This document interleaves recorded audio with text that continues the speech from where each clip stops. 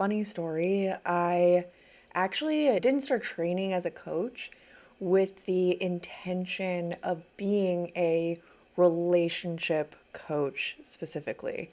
Also, I'm a little bit under the weather today. Bear with me, bear with my voice. I'm going to be a little bit huskier today.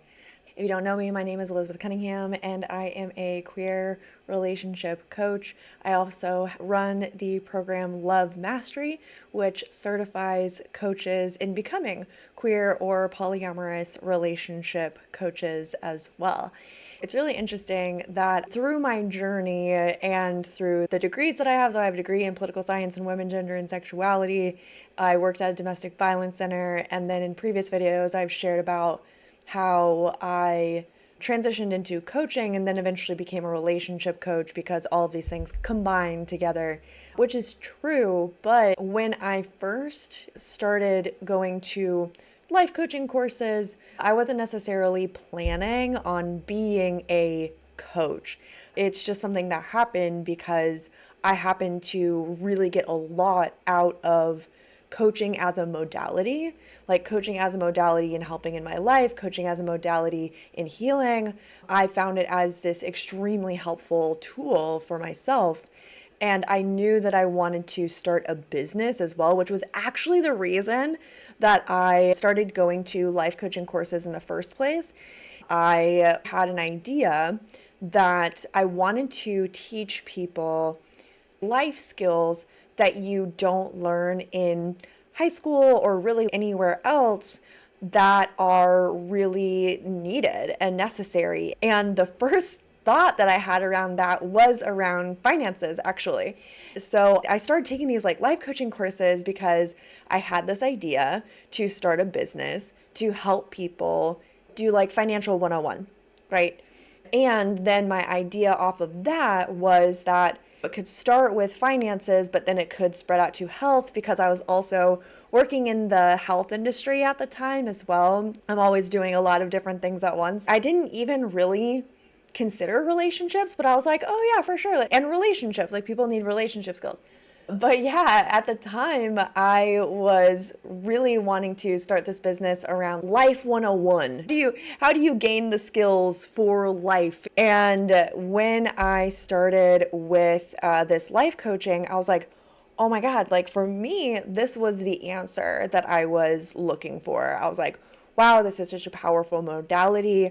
I'm starting to see my blind spots, seeing things that I wasn't conscious of before, and now I am conscious of them so that now I can do something about that, right? And I had never really experienced that before in this specific way. And it was really powerful for me. So then I started training as a coach, but my training was initially in leadership because that's what this specific company did, was leadership coaching. So I was like, okay, well, I'll start here with this company that I'm already familiar with. And so I started training as a coach. I started coaching with this company as well. And I was coaching CEOs, I was coaching entrepreneurs, I was coaching politicians, I was coaching innovators, I was coaching college kids, I coached some roller derby chicks for a second there, and authors, all these different people from all these different walks of life. And I was also very out as being polyamorous.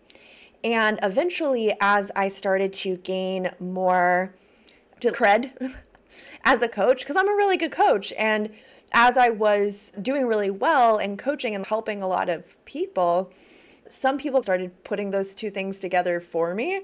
They were like, oh, well, Elizabeth, you're polyamorous, and I know that you're a really good coach. You've helped me in this other area of my life. Can you help me in this area? And I was like, oh yeah, for sure. And with polyamory, it just started with, the coaching modality that I already had, plus my experience in being polyamorous, plus the training and education that I had before inside of gender and sexuality and relationships. And so I had all of this knowledge and experience that it was a little bit of a hodgepodge, right? But as I started coaching people inside of polyamory, then that kind of started building. I would have people who would come and approach me and they'd be like, oh, so-and-so told me that you do polyamory coaching. And I'd be like, oh yeah, for sure. And then what happened was that as I was gaining more skills as a coach, and as I was coaching more people in polyamory, I realized that I really wanted to be a love coach. Like, that just dawned on me one day. I remember I was walking down the street and I was just like, oh my God, I'm a love coach. That's what I'm doing. That's what I'm helping people with. Isn't that so beautiful? All right, got my tea for my throat. Actually, I honestly, I did not do this on purpose, but I designed this mug. Love, that's like the definition of love, and it says the answer. So I'll put the link to this mug in my description. I literally didn't do that on purpose. But if you want this mug, love is the answer. I'll put the link in the description. Yeah, I'm a little bit sick, so I'm just like my mind is just a little bit fuzzy today. So, where was I? Okay, I was talking about walking down the street, having, oh yeah, so I had this like realization. I was like, oh my God, like I'm a love coach, and I had this business mentor at the time because I like I said, like I originally got into this to start a business and then started training as a coach. So I was starting to get more serious about wanting to start this business, and I was starting to tell more people about it too. And then I had this idea, again, just like these moments that you just remember. I was at the organization where I was coaching, and I don't remember what we were doing, but I think we were just sharing about what we're building, what we're creating, etc. And what I said was, I was like, I want to build a love empire. And people were like, oh. And I was like, yeah. I was like, I want to build a love empire. And empire's not like the best word, but I have this vision, especially being a queer polyamorous person. I have this vision where there's no shame around love. There's no shame around love. The reason that queer people or people who are polyamorous feel shame around how they love is because of the messaging that they're given about who they are and how they love. It's not because of them. If you're a queer person, you're a polyamorous person, you're a non-monogamous person, you're in the LGBTQIA plus community, if any of those labels feel right to you, there is nothing wrong with you. There's nothing wrong. We're talking about love. We are talking about how we love. That is one of the deepest and most sincere and authentic human expressions that we have. And that's what we're talking about here. The shame is just because of the societal stories and stigma that then we have to navigate, right? It's not because of us. And I have this vision that people can love who they love without shame. And I believe that a lot of, maybe not all of, but I believe a lot of our relational issues can be solved by alleviating this shame, by being able to talk about our desires as adult human beings, that we can have consenting adult relationships without shame. And that if you are a queer person who is not an adult, a queer person who is a minor, that you feel safe, you feel secure, you feel happy, you feel at home in your own identity and how you feel. And that never gets questioned for you, right? So this was my vision, and I had no idea how to do that, right? No idea. And I've built a lot since then. I have my coaching program, I have my group coaching program, I built a certification program, I built a business academy, I have a whole digital online shop of resources and tools and courses. So I've built a lot, and it's still unfolding. Honestly, it's just becoming clearer and clearer all the time. And I think that is the message that I want to give in this video. If you have a vision for what you want, it's okay that vision is murky. In fact, I think that it's better that way. If all those years ago, it was like, I think it was 2017 that I was like, I want to build this love empire. If in 2017, the next, 8 years ago, if up until now had been mapped out for me,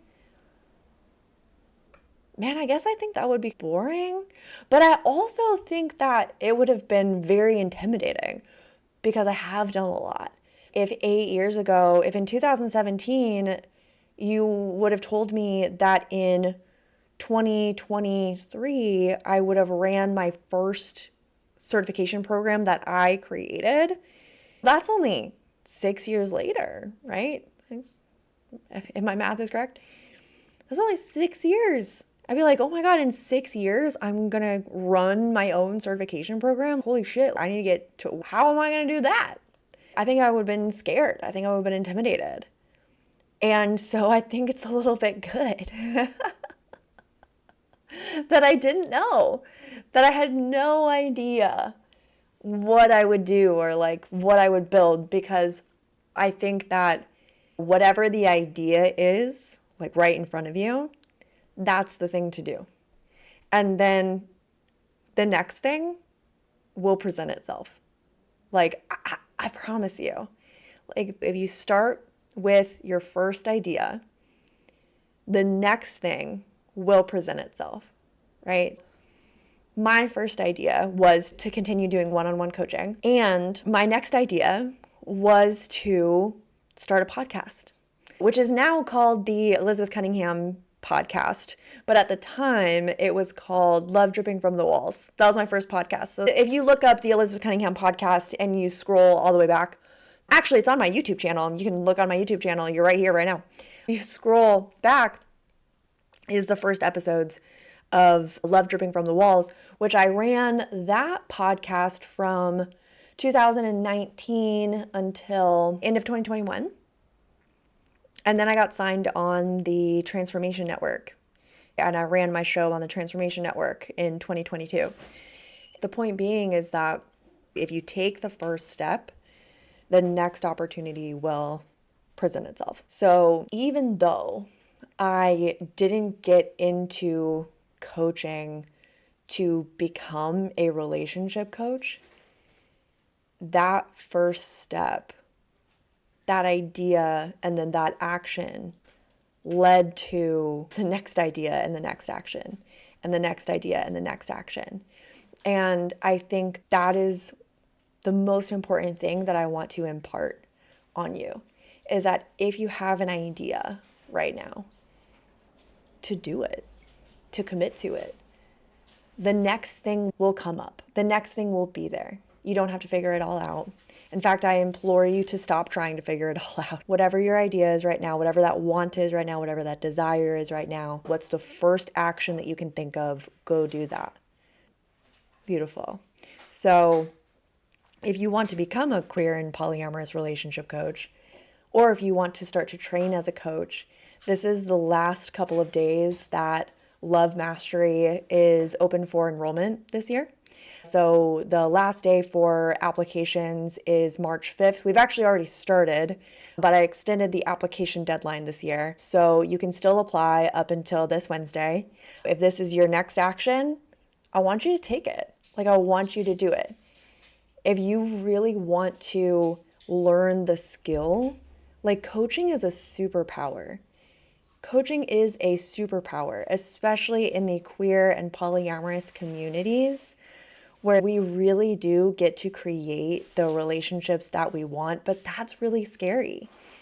And there's a lot of pushback and there's a lot of stigma. If you want to be able to help other queer and polyamorous people create the love in their life that they want, that they deserve, if you want that for you, like, being a coach myself has absolutely changed my relationships, and that's what I get reflected back from the coaches that I've trained as well. They're like, wow, I didn't realize how much this program was going to transform my life is a lot of the feedback that I've gotten from my coaches. So if you're ready, if this is you, take the action, click on the button below and apply.